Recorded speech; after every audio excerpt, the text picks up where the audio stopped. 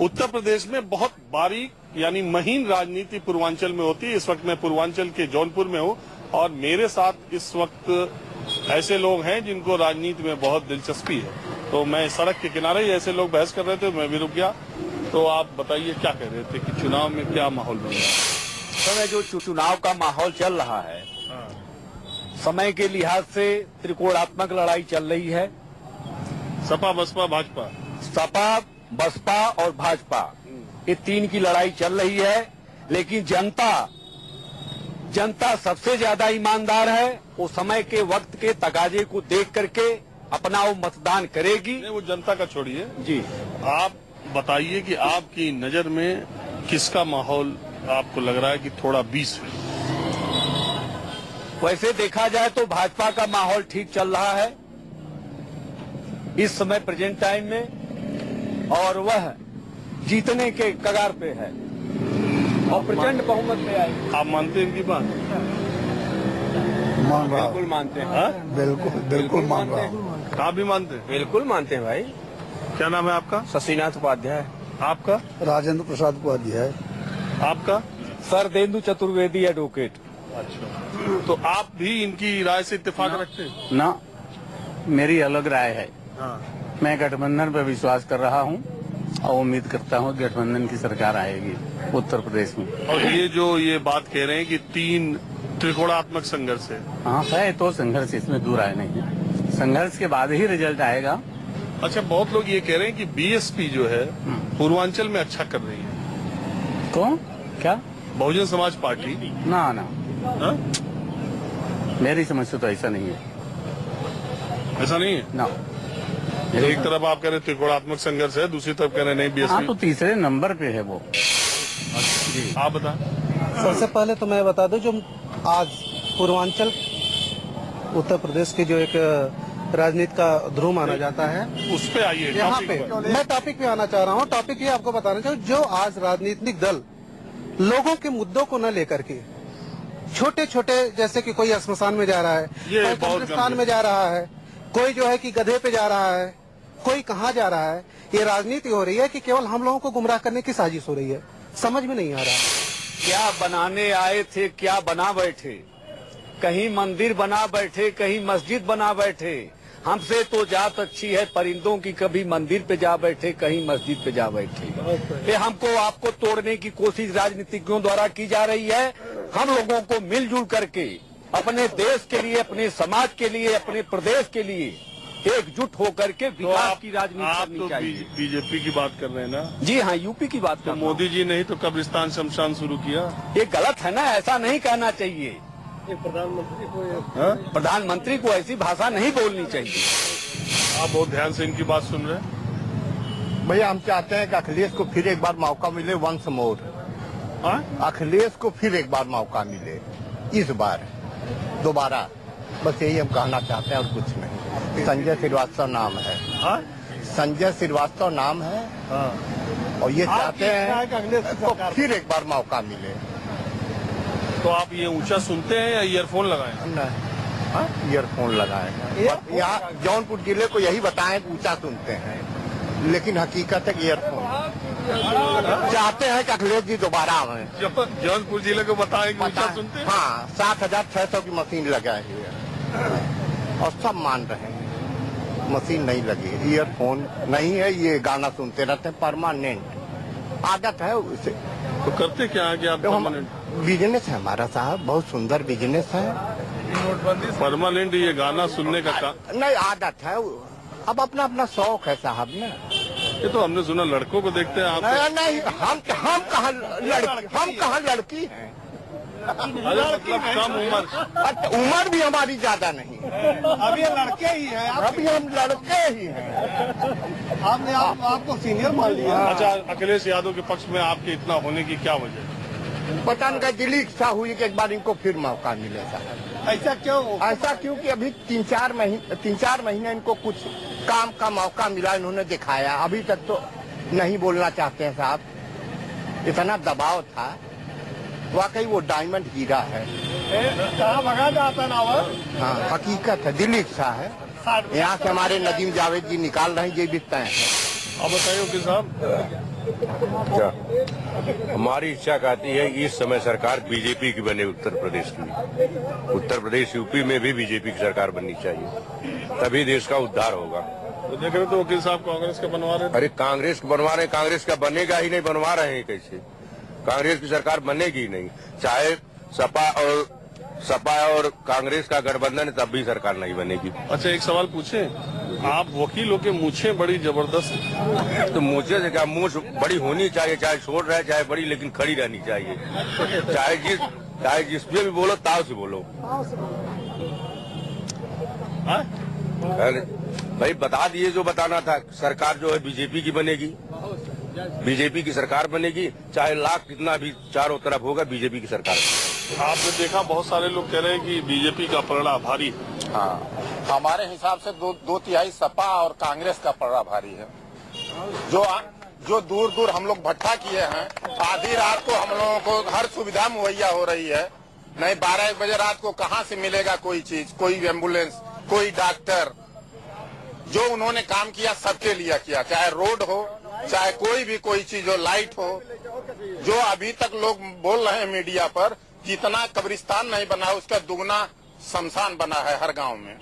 नहीं आप राजेपुर, बेलाव, जफराबाद देख लीजिए, हर गांव में शमशान बना हुआ है। जो हकीकत सत्यता है यही है। ये जो कब्रिस्तान शमशान की जो राजनीति हो रही है उसमें आपका क्या कहना है? एकदम, अगर कब्रिस्तान 35% बना है तो शमशान 70% बना है। हम चलिए दिखा देते हैं। अच्छा एक बात मुझे बताइए, ये जो प्रधानमंत्री नरेंद्र मोदी ने फतेहपुर की रैली में शमशान, कब्रिस्तान, दिवाली, रमजान की बात की, क्या उत्तर प्रदेश के अब के चुनाव में सबसे ज्यादा चर्चा इसी बात पे हो रही है क्या? सबसे ज्यादा चर्चा अगर हो रही है तो नोटबंदी पर हो रही है। जो 500 के लिए 3-3 दिन लोग खड़े थे, उनका खेत नहीं बोया, उनका काम नहीं हुआ, उनसे पूछिए, उनकी आत्मा से पूछिए। तो आप करते क्या? हम ईंट भट्टा व्यवसायी हैं। तो आपको दिक्कत हुई लग रहा है नोटबंदी से? नोटबंदी से तो किसान की कमर टूट गई। हम लोग आलू के भी बिजनेसमैन, स्टोर में सब रह गया, बड़े बड़े किसानों का आलू रह गया। आप पैसे वाले लग रहे हैं न, चेहरा देखिए पैसे वाले हैं। जिसके कपार पर भीजा है वो बोल रहा है, पैसा नहीं बोल रहा है। अब हमारा चेहरा देखिए। भीगता हमेशा था, इस बार थोड़ा ज्यादा क्या कह रहे हैं? हमेशा भीगता था, इस बार थोड़ा ज्यादा भीग गया। किसका? नहीं, एक मैनेजर साहब से बात हो रही है, दिल्ली में बहुत बड़े बैंक मैनेजर हैं। उन्होंने कहा कि जो 15 लोग मर गए लाइन में, जब कोई आदमी एकदम बुजुर्ग हो जाता है, मरने को होता है, तो अस्पताल न ले जाके पहले ले चलो बैंक में। हम रोज पूरे भारत में 15 आदमी नहीं 25 रोज मरते हैं, लेकिन उसको अलग दिखाया गया, इतने बैंक मर गए, इतने बैंक। ये खूब फालूदा खोजा जाता है ना। बैंक में 15 आदमी, भारत में प्रतिदिन 20 आदमी मरते हैं। हमारे घर में बुजुर्ग एकदम बुढ़ा था, हमारे घर में घटना। तो आपका क्या कहना है? इनकी बात आप सुन रहे थे ना? हाँ। तो आप क्या इनकी बात से इत्तेफाक रखते हैं या इनकी बात को नहीं मानते? अब हम इनकी बात तो नहीं सुने। हम ये कहते हैं कि देश को अगर ऊपर ले जाना है तो मोदी जी को आना ही चाहिए। वही तो ये कह रहे थे कि अखिलेश के अलावा कोई काम ही करने वाला नहीं है। नहीं तो अच्छा ये सुना? नहीं, एक मिनट सुना आप। हम अच्छा है नेता, खराब नहीं कहेंगे। नेता जो हम कह रहे हैं अच्छा है नहीं कह रहे हैं, लेकिन जो हम लोगों के ऊपर पड़ा हुआ है, आप लोग तमाम प्रचार कर दीजिए सर। पूरे मतदाता जहां मन बना के बैठे हैं, चाहे आप जो बोलिए, पूरे मतदाता का जहां मन बना है वहां वोट देने के लिए वो तत्पर हैं। चाहे आप लोग जुमला बोल दीजिए, चाहे अखिलेश भी कुछ बोल नहीं, मान्यवर हम जो मतदाता है वो अपना मन बना के बैठा। एनुअल फंक्शन था माँ दुर्गा में, 5000 लड़के थे, वहाँ गया था। मैं तो 66 साल का हुआ खड़ा था, निकल रहा था बाहर। इंटर कॉलेज में पढ़ने वाले लड़के निकल रहे थे। हम चुपचाप, हमें कोई राजनीति मतलब नहीं है। आश्रम जाते हैं हरगराज महाराज, और तमाम 5 लड़के इंटर पढ़ने वाले निकले, बोले साइकिल गई कबाड़े में, हाथी मर गया जाड़े में, पंजा चला के भाड़े में, केवल कमल बच्चा अखाड़े में। मैं चुनाव पर लोगों की राय ले रहा हूँ। आप सुनी रही है बहस कितनी गर्मा गर्म होने लगी। आपकी अपनी राय क्या? इतने लोगों के बीच में आप अकेली महिला?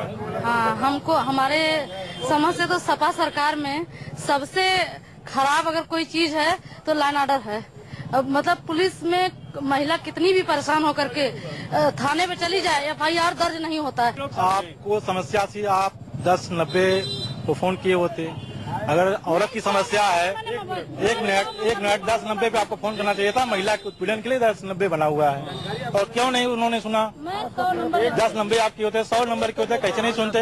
100 नंबर भी हर जगह अवेलेबल है, 100 नंबर हर जगह अवेलेबल है, आपको क्यों नहीं सुन रहा है?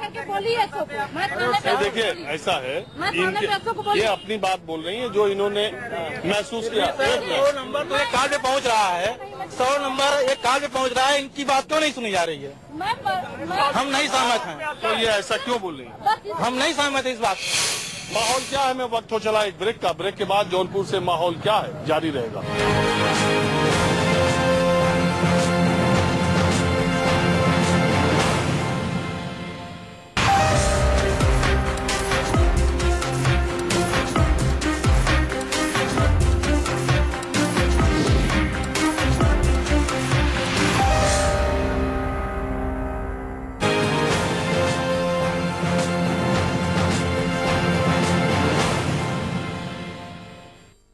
मुस्लिम वोटों की लामबंदी के लिए, पेशबंदी के लिए कांग्रेस और समाजवादी पार्टी के बीच में गठबंधन हुआ। मायावती ने 100 सीटें मुस्लिम उम्मीदवारों को दे दी। तो अब सवाल ये उठता है कि पूर्वांचल में क्या मुस्लिम वोटों में बिखराव होगा, क्योंकि सबसे ज्यादा निगाहें इसी बात पर इस दौर में लगी। मेरी बात आपने सुनी? जी हाँ, आपकी बात सुना। तो इसका जवाब क्या है? मतलब नजीम तो है ही यहाँ पे, नजीम तो कांग्रेस आ रही है यहाँ से। नहीं, मैं ये कह रहा हूँ बाकी सीटों पे क्या मुसलमानों के वोटों में बिखराव है? बिखराव तो है ही हर जगह, मगर ये है कि जो समझ रहे हैं जिस तरह वहाँ की जनता चाह रही है उसी तो करेगी। अच्छा, एक बात मुझे आप बताइए, मुसलमान एक मुश्त पार्टी को दे रहा है या सीट बाई सीट कैंडिडेट को दे रहा है? नहीं, सीट को दे रहा है, सीट बाई सीट को दे रहा है, वो कहाँ देगा? जहाँ सीट जैसी सीट देख रहा है, जैसा उम्मीदवार देख रहा है। हाँ, बिल्कुल। मतलब ये तो बटा हुआ है, मुसलमान का वोट जो है बटा हुआ है, एक तरफ नहीं है। कहीं अलग है, किसी को अलग है, किसी को अलग है। इसमें कोई एक नहीं है मुसलमान कि एक ही को पकड़ के चले, ऐसा कोई तय नहीं है। ऐसा कुछ तय नहीं है। अब ये उन लोगों की अपनी मर्जी है, जिसको चाहे दे। अच्छा, एक बात ये कहा तक है कि मुसलमान पहले ये देख लेता है कि किसी भी पार्टी का हो, मुसलमान कैंडिडेट अगर है सबसे पहले उसी को दे दो। नहीं, ऐसी बात नहीं है, काम करने वाला होना चाहिए। चुनाव में ये बात करने की जरूरी थी क्या? तो ये जरूरी तो नहीं है, लेकिन अब ये अब की इलेक्शन में तो सारी चीजें लोगों ने छोड़ दिया है, मुद्दा सब छोड़ दिया है। खाली एक दूसरे में लड़ रहे हैं, दुनिया की बुराइयां कर रहे हैं, वो उनकी वो उनकी वो उनकी। अब इसमें क्या होता है वो अल्लाह ही जाने, ये लोग जाने। चलिए हम भी देखते हैं, अल्लाह जाने क्या होगा आगे। माहौल क्या है, मैं बस आज इतना ही। कल किसी नई जगह से नए माहौल के साथ फिर मुलाकात होगी।